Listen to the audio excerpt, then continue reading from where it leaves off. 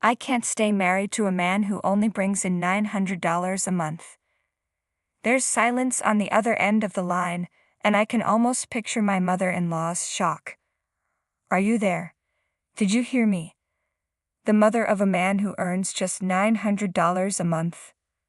What are you talking about? I'm talking about Aaron. He makes $900 a month from his part-time job. You must be mistaken.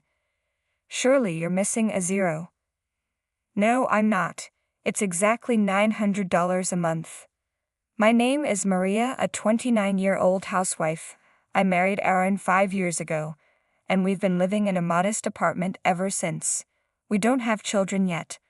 We're not wealthy, but we've always managed to live comfortably, stress-free, pursuing the work we both love. About 6 months ago, a dark cloud began to cast a shadow over our once peaceful life. My mother-in-law, who lived nearby, suddenly insisted on moving in with us. Despite our repeated attempts to explain that it wasn't feasible, she refused to listen. To my dismay, my husband gradually started taking her side, and this caused a significant strain on our relationship. Then he made a decision that changed everything. Ever since my father-in-law passed away a few years ago, my mother-in-law had been living alone in her house. She managed just fine, but recently she claimed she felt uncomfortable living by herself and demanded to move in with us. However, the real issue wasn't her loneliness. Her house was old and in desperate need of renovations to remain livable. Instead of spending money on repairs, she concocted the idea of moving in with us, hoping to avoid the expense altogether. When we got married, my husband promised we would never live with his parents. Their house is just a 10-minute drive away, so if she ever needs anything, we can be there in no time. I've always known that my mother-in-law wasn't fond of me, even before we got married. She still takes every opportunity to make sarcastic remarks. Moving in with her would only amplify her hostility, and she would turn into the worst kind of mother-in-law. To make matters worse, she recently quit her part-time job and is now unemployed. If she were to move in with us, we'd inevitably have to cover her living expenses, and with our current financial situation, that's simply not possible. But my mother-in-law dismisses my concerns, saying, "Don't act so proud when my son is the one supporting you." Explained to her that I work from home and contribute to our household, but she just ignored me. She insists that with her son's income, we could live extravagantly. There's no way we can survive on my husband's income alone, so I asked my mother-in-law if she even knew how much he makes each month. Without hesitation, she responded, "Of course, he's my son. And you're lucky to be married to such a well-paid man." Really? I thought, because if my husband's salary were that high, then surely a part-timer, working just 3 days a week, would be making a small fortune too. My mother-in-law, with her usual condescending tone, offered to handle the housework, so I could focus on earning more. "You can't even manage the finances when my son makes so much money. You must be a big spender, right?" "No, I'm not," I replied. "I work from home and I'm not a spender. I work hard every day and save diligently." Ignoring my response, she continued, "Well, money aside, this apartment is too small for 3 adults." When I pointed that out, she casually suggested, "Then why don't we move to a bigger place or buy a house?" It felt like my husband had been completely brainwashed. His entire attitude changed. I couldn't tell if he was just unable to stand up to his mother or if he genuinely wanted to live with her. He started pressuring me, telling me to stop being so stubborn, and then said something that made me seriously question everything. "Wouldn't it be more fun to live with my mother?" "What?" I was taken aback. "She's offered to take care of the housework. It would make things easier for you too, Maria." My husband seemed entirely on board with the idea of us all living together. I didn't know what to do and felt completely lost. I resisted the idea as long as I could, but my husband, growing frustrated, took drastic action. One day, while I was out, he moved out of the house. When I came home that evening and saw his things were gone, I immediately called him /. Where are you? All your stuff is gone. Yeah, I moved out. What? You never agreed to move in with your mom, so what's going on? I decided to just go ahead and buy a house. Buy a house? With what money? There was a brief pause, then I heard a different voice on the line. It was my mother-in-law. That's right, my son and I are going to live in the new house for a while. Maybe we'll consider living with you after you've had some time to think things over. But until then, I doubt you can even afford the rent on your own.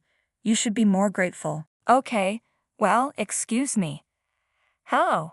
My mother-in-law continued to hurl sarcastic comments, but I felt so frustrated that I ended the call abruptly. They bought a house. I couldn't believe it. With their financial situation, there was no way they could afford such a purchase. I don't know where they are, but they can do whatever they want. Honestly, I can manage on my own just fine. I've been covering the rent with my own money, so I'm not worried about being on my own. The idea of divorce began to seem more realistic. A few days later, I received a call. Hey, Brother Tom, long time no speak. You know, Aaron and his mother are staying at my place. What? My brother owns a house, and shortly after purchasing it, he was transferred, leaving me in charge of managing the property. Hold on a moment. I rushed to check the safe in the bedroom. The key to my brother's house was missing. Tom, the key is gone. Have you called Aaron? No, I'm outside the house right now. I'm sorry, Tom. It's a complicated situation. Have a good idea of what might be happening. What should I do? We could call the police, but they're your family. I doubt they'll get involved. True. I'm sorry. I'll handle it in a couple of days. Can you hold off for now? All right. Let me know if there's anything I can do to help. Thanks. After ending the call with my brother, I dialed my husband. I hope you're feeling some regret now. Why is my mother-in-law answering? Where are you? Oh, you don't sound very remorseful yourself. What's going on? Seriously, where are you? I don't owe you any explanations. You're clearly desperate, aren't you? You're not ready to give up a husband with a $9,000 monthly salary. $9,000 a month? Who are you talking about? Who else but my son? He's got enough money to buy a house like that. Ha ha ha. I couldn't help but laugh out loud. What's so funny? Aaron mentioned that if you don't agree to his terms, he's prepared to go through with the divorce. I see. Well, if that's the case, then a divorce is just fine with me. How stubborn can you be? If he leaves you, you won't manage on your own, will you? Of course I will.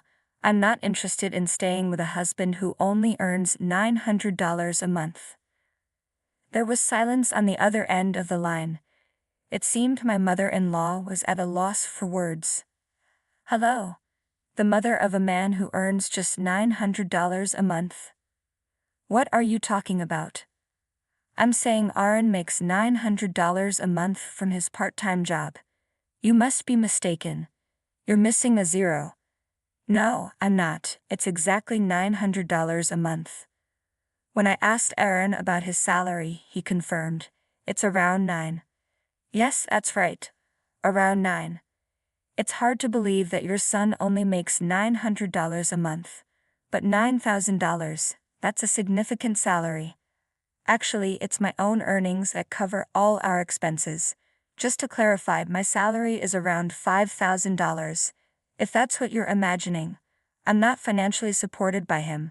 My husband quit his job a few years ago, and now only works part-time, 3 days a week. When I explained this to my mother-in-law, she remained silent. I continued with my explanation. Also, the house you think Aaron bought, it's actually my brother's. This house was not purchased by Aaron. It's my brother's property, and I've been managing it while his family lives elsewhere. He entrusted me with the key, and Aaron took it without permission. What you and Aaron have done is a clear criminal act, and I will be reporting it to the police. Hold on a minute. We'll leave. But please don't call the police. My mother-in-law slammed the phone down, and I could imagine her and my husband having a furious argument. When I checked on my brother's house later, both my husband and mother-in-law were gone. They must have fled in a panic. I immediately called my brother to apologize for the trouble my husband had caused. Then I turned my attention to the final step, filing for divorce from my selfish husband. I signed the divorce papers and sent them to my in-laws' house. Shortly after, my husband called me, frantic. "Are you serious? I'm sorry about the house. Please reconsider. I can't stay married to someone who steals. Enjoy your life with your mother, who you seem to cherish so much. I can't live without you. Get a full-time job if you can. Good luck making $9,000 a month." My husband was reluctant to sign the divorce papers, so I enlisted a lawyer to expedite the process, and the divorce was granted without much trouble. I was finally free from the mother and son who had tried to force me into their home. My husband and mother-in-law continue to live in the same shabby house.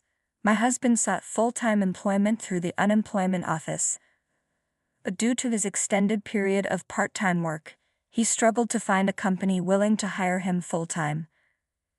They're still surviving on his $900 monthly income, and his mother has resumed part-time work. The situation is far from ideal, with his mother constantly complaining and the two of them engaged in frequent arguments.